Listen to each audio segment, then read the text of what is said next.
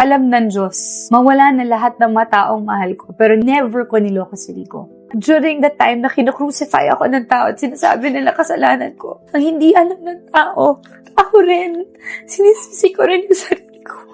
Tuwing binabanggit ang pangalang Rico Yan, may isang babae na hindi kailanman nawawala sa usapan. Minahal siya ng publiko, sinisi siya ng masa, pero kailanman, hindi talaga narinig ang buong panig niya. Hanggang ngayon, sa Philippine showbiz, maraming artista ang dumaan sa kasikatan at tuluyang nawala sa limot. Ngunit may iilan na nanatiling buhay sa alaala ng publiko. Hindi lamang dahil sa talento, kundi dahil sa bigat ng kanilang personal na kwento. Isa sa kanila, si Claudine Barreto. Para sa marami, siya ang reyna ng drama. Ngunit sa likod ng bawat eksenang puno ng luha, may isang babaeng matagal nang nagdadala ng sugat na hindi kailanman tuluyang gumaling. Ipinanganak si Claudine Margaret Castelo Barreto noong July 20, 1979 sa Maynila. Siya ang bunso sa 7 magkakapatid ng pamilyang Barreto, isang pamilyang matagal nang kilala hindi lamang sa ganda at talento, kundi pati sa matitinding hidwaan. Bata pa lamang siya ay nasanay na siya sa tensyon sa loob ng tahanan. Ayon sa ilang panayam niya, sa mga nagdaang taon, maaga niyang natutunan na hindi lahat ng pamilya ay ligtas na espasyo. Sa edad na 13, nadiskubre siya ng talent manager na si Douglas Quijano. Dito nagsimula ang isang buhay na halos walang pahinga. Habang ang ibang bata ay nag-aaral at naglalaro, si Claudine ay humaharap na sa kamera. Kontrata at pressure. Hindi ito simpleng pangarap, ito ay responsibilidad. Sa murang edad, ramdam na niya ang bigat ng expectation, hindi lang bilang artista kundi bilang isa sa inaasahang tutulong sa pamilya. Unang minahal ng publiko si Claudine bilang si Bing sa Home Along Dariles. Pero bago po ang lahat, baka pwedeng palike muna ang video na ito. Isang simpleng click lang, pero malaking tulong yan sa aming mga content creators para makagawa pa ng mga kwentong gaya nito. Maraming salamat po. Ay! Tay, panis na! Yung baon niya kahapon, di mo kinain? Hapon, hindi mo kinain yung baon mo? Kasi... Ba't ganun ka? Yung ibang tao nga dyan naghihirap Walang makain. Ikaw naman ayaw kong may pagkain, ayaw mong kainin. Ano ka ba, mayaman? Anak siya ni Dolphy sa palabas, ngunit para sa maraming Pilipino, para na rin siyang sariling anak. Doon pa lamang ay kapansin-pansin na ang natural niyang husay sa pag-arte. Ngunit habang tumatagal, unti-unting inihulma ang kanyang imahe bilang isang dramatic actress, puno ng iyak, sakit at emosyon. Ang tunay na pagbabago ng kanyang career ay dumating sa teleseryeng Mula sa Puso. Dito siya tuluyang naging reyna ng drama, ngunit kasabay ng tagumpay ng seryeng ito ay ang pagpasok ng isang lalaking magbabago sa takbo ng kanyang buhay, si Rico Yan.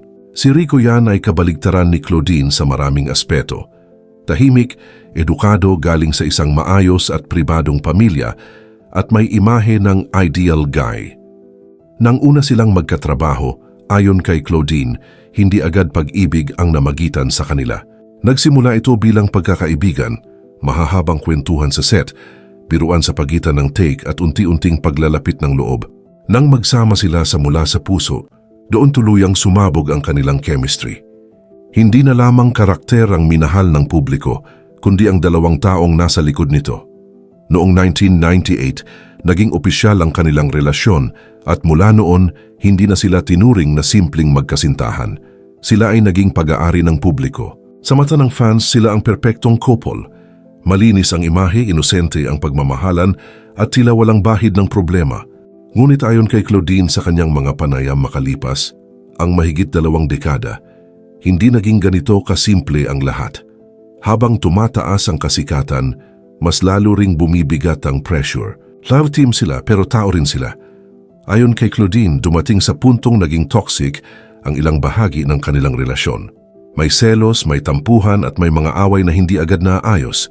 May mga panahong pareho silang sugatan, ngunit kailangan pa ring ngumiti sa harap ng kamera dahil may pelikula, may kontrata at may milyon-milyong fans na umaasa. Noong November 2001, tuluyan nang naghiwalay sina Claudine at Rico. I will still be true to my word that my only goal for her is to see her spread her wings and fly. And when she does, I told her not to look back and I will be happy. Ngunit ang breakup na ito ay hindi agad ipinaalam sa publiko. Pinili ng magkabilang kampo na itago ang katotohanan upang hindi maapektuhan ang promo ng kanilang pelikula. Ayon kay Claudine, kahit hiwalay na sila, patuloy pa rin silang nagsama sa iisang tirahan sa loob ng ilang buwan. Isang sitwasyong lalong nagpalala ng tensyon, galit at emosyonal na sakit. Isa sa pinaka-pinag-usapang detalye ng kanilang hiwalayan ay ang insidente sa Ad Congress sa Cebu. Sa kanyang mga pahayag noong 2024 at 2025, inamin ni Claudine na may nangyari roon na siyang nagtulak para tuluyan ng tapusin ang relasyon. Hindi niya ito kailanman idinitalya ng buo, ngunit malinaw na ito ang naging huling mitsa ng kanilang pagsasama. Kasabay nito, pumasok sa usapan ang pangalan ni Raymart Santiago. Matagal na umuugong ang chismis na siya umano ang third party, ngunit paulit-ulit itong itinanggi ni Claudine. Ayon sa kanya, formal na silang hiwalay ni Rico nang magsimulang manligaw si Raymart. Sa kabila ng paglilinaw, nanatili ang galit at duda ng publiko, isang stigma na patuloy na sumusunod sa kanya. Dumating ang Holy Week ng 2002. Sa halip na magkasama, nagbakasyon si Rico sa Palawan kasama ang mga kaibigan. Si Claudine ay naiwan. Ayon sa kanyang mga panayam, ang huli nilang pag-uusap bago umalis si Rico ay nauwi sa matinding away, walang closure, walang pag-aayos, walang pagkakataong magkaintindihan. Noong March 29, 2002, pumanaw si Rico Yan. Isang trahedyang yumanig sa buong bansa. Ang oras ito? The wake-up call was 9:30, Yeah. 9:40 I think. Then when I went up, he was, hinigas na siya eh. Oh, okay. Hinigas na siya and we couldn't do anything about it. We tried our best. Yeah. We sabi ng doktor, arrested na daw siya for how many hours. Ngunit para kay Claudine, ang sakit ay hindi lamang pagkawala. Habang nagluluksa, sinalubong siya ng paninisi, galit, at masasakit na salita mula sa publiko. Marami ang nagsabing siya ang dahilan ng pagkamatay ni Rico. Isang paratang na, ayon sa kanya, ay bumutas sa kanyang pagkatao. Sa mga sumunod na taon, inamin ni Claudine na ang guilt at pagsisisi ang matagal niyang dala. Hindi alam ng tao. Ako rin. Sinisisi ko rin yung sarili ko. Na sana mas maging compassionate or understanding yung tao. Kasi kung pinapunish niyo ako, pinapunish ko rin yung sarili ko. Kung galit kayo sa akin, mas galit ako sa sarili ko. Ang katotohanang hindi sila nagkaayos bago pumanaw si Rico ay naging sugat na patuloy na bumabalik sa kanyang isipan. Ayon sa kanya, isang bahagi ng kanyang sarili ang namatay kasama ni Rico. Nagpatuloy ang kanyang buhay. Nag-asawa siya kay Raymart Santiago at nagkaroon ng 4 na anak. Ngunit ang pagsasama ay nauwi rin sa hiwalayan, legal na laban, at sunod-sunod na kontrobersya, akusasyon ng pang-aabuso, issue sa pera, child support, at ari-arian.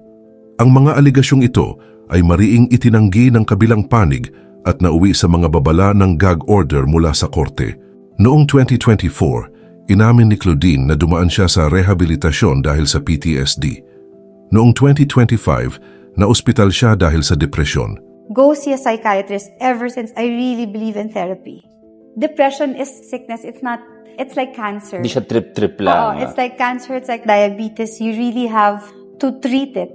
Ibinahagi rin niya ang kanyang relapse sa anorexia, isang sakit na matagal na niyang nilalabanan. Sa kabila ng papuri sa kanyang pagbabawas ng timbang, sinabi niyang hindi ito simpleng disiplina, kundi resulta ng trauma at matagal na emosyonal na sakit. Isa sa pinaka-pinagdebatehang desisyon niya, nang opisyal niyang gamitin ang pangalang Claudine Barreto Yan, matapos siyang tanggapin bilang tunay na anak ng ina ni Rico Yan. Para sa ilan, ito ay simbolo ng paghilom. Para sa iba, ito ay kontrobersyal. Ngunit ayon kay Claudine, ito ang unang beses na naramdaman niyang may pamilyang hindi niya kailangang ipaglaban. Ngayong 2026, wala siyang kumpirmadong partner. May mga chismis, may mga pangalan, ngunit walang malinaw na deklarasyon. Mas pinipili niyang ituon ang oras sa kanyang kalusugan, sa kanyang mga anak at sa sarili. Aktibo pa rin siya sa showbiz at social media, ngunit mas tahimik, mas maingat, at mas totoo. Madalas niyang sabihin na naka-move forward na siya, pero hindi kailanman naka-move on. Para kay Claudine Barreto, Si Rico yan ay hindi lamang bahagi ng kanyang nakaraan, isa siyang alaala, sugat at dakilang pag-ibig na patuloy na nabubuhay sa kanyang puso.